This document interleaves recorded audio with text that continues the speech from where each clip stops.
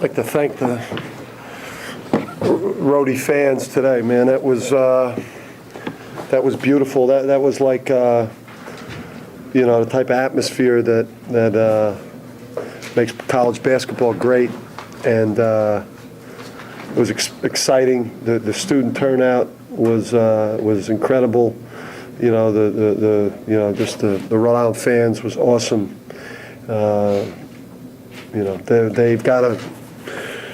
They're helping build it with us here, and that was a great environment. And disappointed in the outcome, but just loved the effort and fight. That's who we've been the whole year. Our record, unfortunately, doesn't reflect our efforts, and 6-13 is not reflective of who we've been and the improvements that this program is making in terms of going from non-competitive last year to one of the most competitive, hardest fighting teams in college basketball this year. That's what I got. Coach, interior defense, they obviously points in the paint were huge, and a lot of them seemingly in the second half came relatively easy. Yeah. Well, I didn't think anything was easy out there during that game. I thought it was an intense game. I'm not sure if they thought it was easy, the game, but those two guys are potentially the two best 4 and 5 men combination in the conference. I think Rhody is the standard at that position, and our young interior players got a good look at how good you got to get and how productive you got to be, to be a difference maker in a game like this. But those two guys, Graham and Rhody, man, they're a handful, especially with all the answers they have on the perimeter and their athleticism. That's a really, really good team. Coach, that and everyone knows about that press defense. You were forced to call a couple timeouts. I'm sure you probably didn't want to call.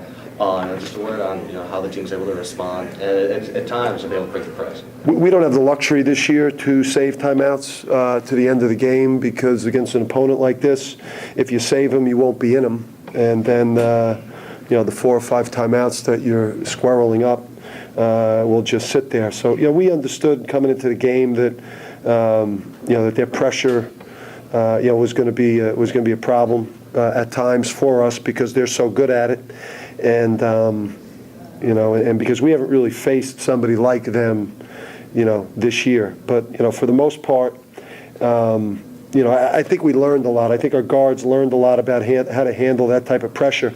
I just think that we got caught a couple times not starting and taking court quick enough, and that came back to haunt us. But to get down 15 and get back in the game against a team like that and give yourself a chance potentially to steal it late, feel great about that. For Coach and for TJ, you guys are able to get out and run in transition the first half. You had 10 points on the break. Just talk about what enabled you to do that. We just, we knew that once we broke the press, we were going to attack. We didn't want to be timid. Like, we knew we were going to have 3-on-2s and 2-on-1, so we just wanted to attack while we had the advantage. TJ, this was your best game all season. You seem to look pretty solid out there on the ankle. How was it out there from your perspective? It felt good. I've been playing good as late. I've been putting in a lot of extra work with the coaches and stuff, so I've built my confidence back, and I just wanted to get the win. Coach, your team showed a lot of grit in that second half. Is that the kind of culture you're trying to create here? I mean, that's what you have to do before you can get good.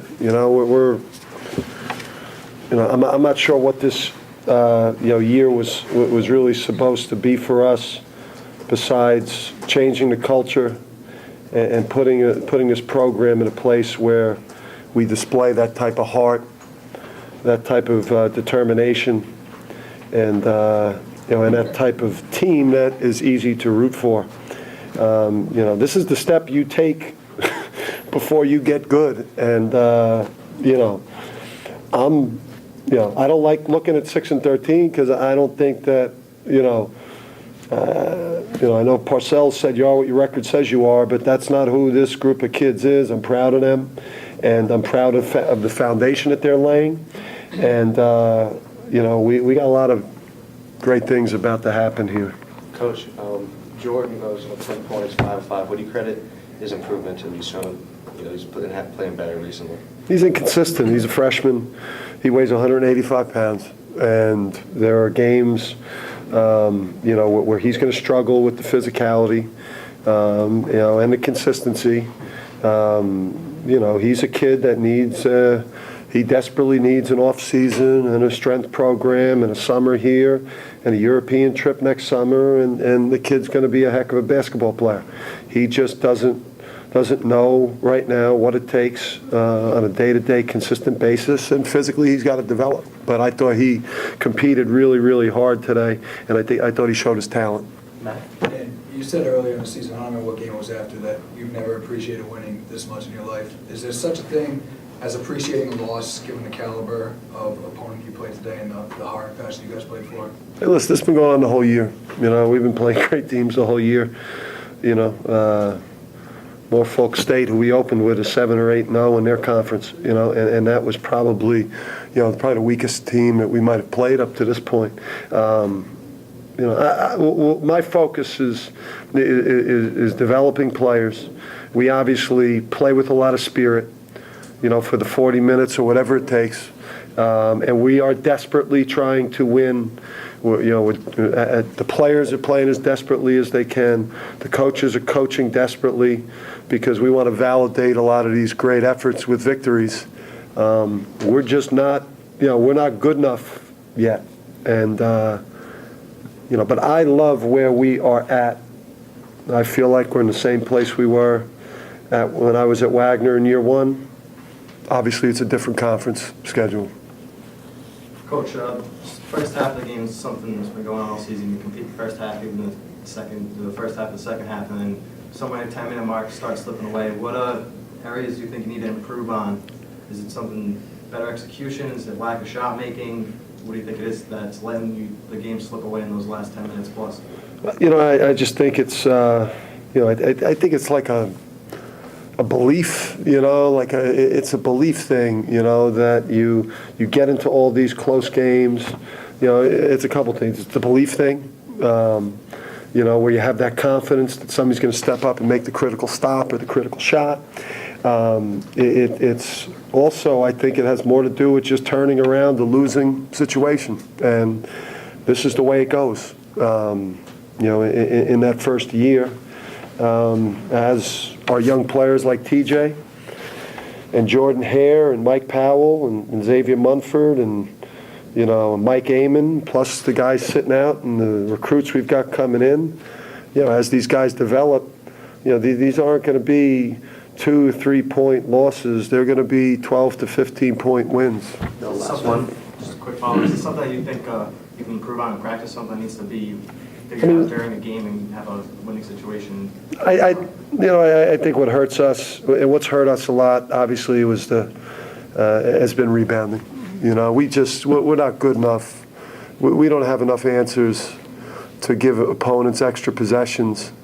And we were better today, but rebounding has probably cost us 5 games this year, 5-6 games, and that has to do with we don't have physical inside presences. That's developing, and when we get that, we'll be who we should be. Last one, Billy. There are a couple spots. Took a quick shot at the end of the first half. Didn't get back on defense after a big three.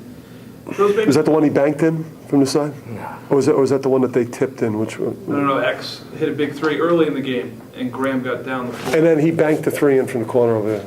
Right. Yeah. Those maybe, They don't need that, by the way. They're pretty good. those may be the little things that winning teams just do automatically. They get back on D. They inbound the ball. Well, like they had issues too with transition today. Right. The difference between the two programs is they could afford to give points away, and we just can't. Whether it's on putbacks, whether it's on runouts, whether it's points off of turnovers. We're not good enough to overcome that, just like we're not good enough to overcome the rebounding. But what we're showing is, I think is, is qualities that you want to see right now, that we got the stomach to stay in the fight and compete. And, You know, people, you know, the people that support this program, they should be proud of what they see out there. They might not get the result that they want, but they should be proud of what they see. And if they're not, then they don't know what they're watching. Thank you.